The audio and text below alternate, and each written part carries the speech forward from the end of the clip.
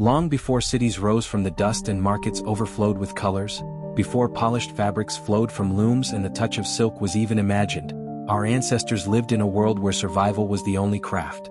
To them, clothing was not fashion or ornament but shield, necessity, and symbol. They looked upon the wild earth, the forests, the rivers, and the skies, searching not just for food and fire, but for something to cover their skin against the bite of winter winds and the burn of summer suns.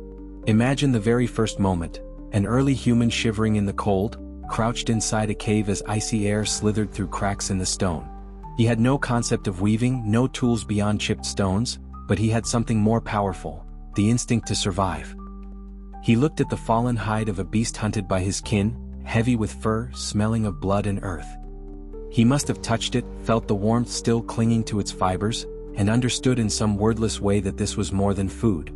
It was protection. That first rough draping of animal skin across shoulders may well have been the birth of clothing itself.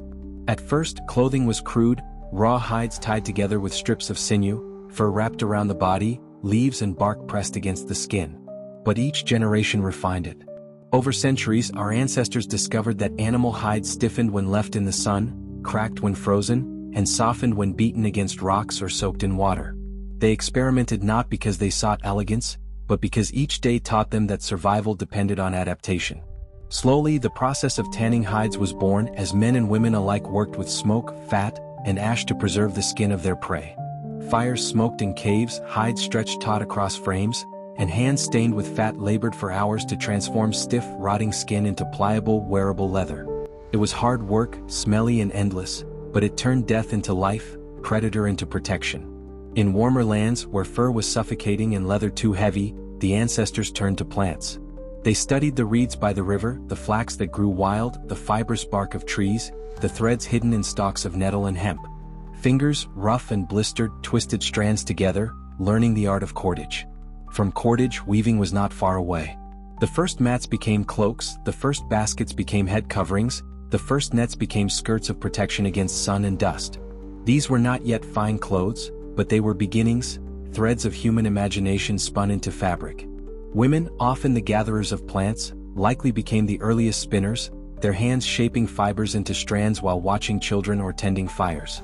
Around them, the rhythm of life continued, but with each twist and knot, they shaped something extraordinary, the idea that clothing could be made, not just found.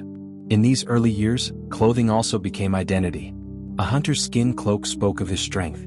A healer's woven sash carried seeds, herbs, and meaning. Feathers, beads, and shells were threaded into garments, not just to decorate but to speak.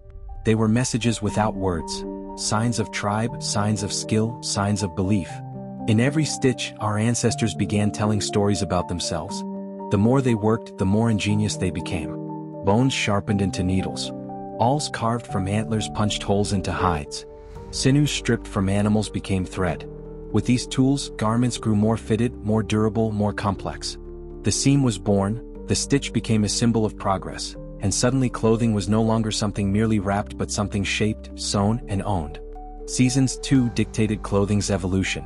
In the frostbitten plains of Europe during the Ice Age, people wrapped themselves in layers of mammoth hide and reindeer fur, cloaks stitched thick enough to resist the cold. They fashioned boots stuffed with dry grass, gloves sewn from hare skin, hoods pulled tight against snow.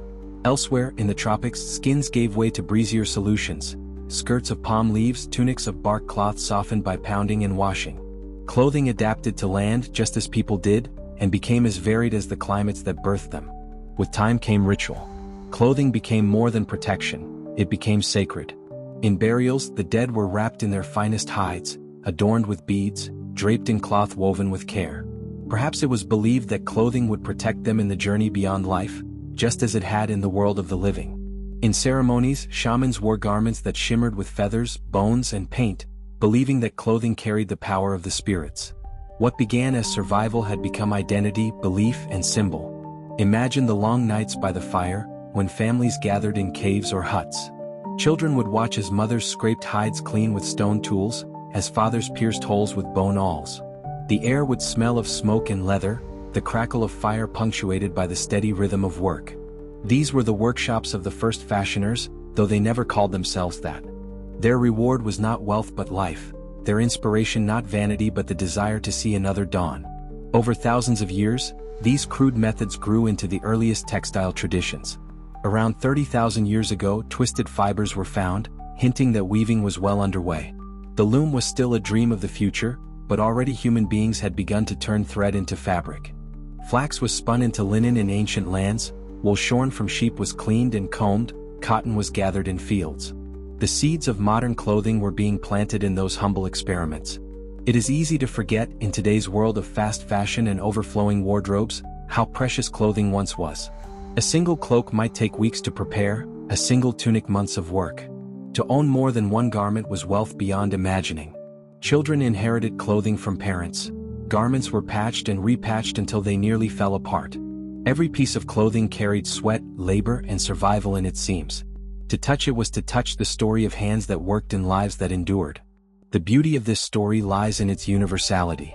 Across deserts and forests, mountains and plains, humanity always found a way. Eskimos stitched caribou skins with sinew thread, layering fur inside for warmth. Islanders wove palm fibers into skirts and cloaks. Nomads carried needles of bone and horn, sewing leather tents as easily as leather clothes. Each community developed its own genius, but all were bound by the same need: the need to create shelter for the body.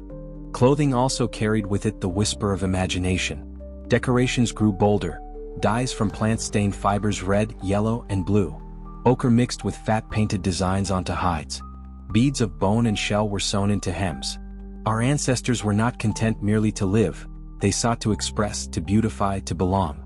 A child's garment might carry a mother's bead, a hunter's cloak a tooth from his first kill, a healer's robe the colors of plants she trusted most. In these tokens, early fashion was born, not as vanity but as meaning.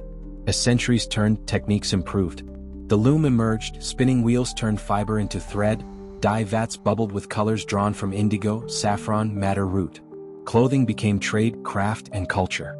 Yet even as it grew more complex, its heart remained the same: protection, survival, identity. Our ancestors, working with what they had created not just clothing, but one of the deepest symbols of humanity. Close your eyes and picture it. A mother in a small hut thousands of years ago, pounding bark until it softens, dipping it into river water, drying it in the sun until it becomes pliable cloth. She cuts it with a sharpened stone, threads it with fibers, and wraps it gently around her child. There is no market, no store, no tailor, only her hands, her love, her will to protect. That, perhaps, is the truest origin of clothing. Every stitch was survival. Every seam was care. And every garment was a testament to human endurance and creativity. From hides to hemp, from sinew to silk, from crude wrappings to flowing robes, the story of how our ancestors made their clothes is also the story of how they made themselves into something more than animals. They clothed not just their bodies but their dreams, their fears, their hopes. Clothing became memory. It became art. It became civilization. And so, when we stand today before mirrors, wrapped in colors and fabrics we hardly pause to think about, perhaps we should remember those first hands that scraped a hide by firelight, those first fingers that twisted reeds into thread, those first stitches that held the world together. For in those moments, in caves and forests, under sun and storm, our ancestors wove not only clothing but the very fabric of humanity itself.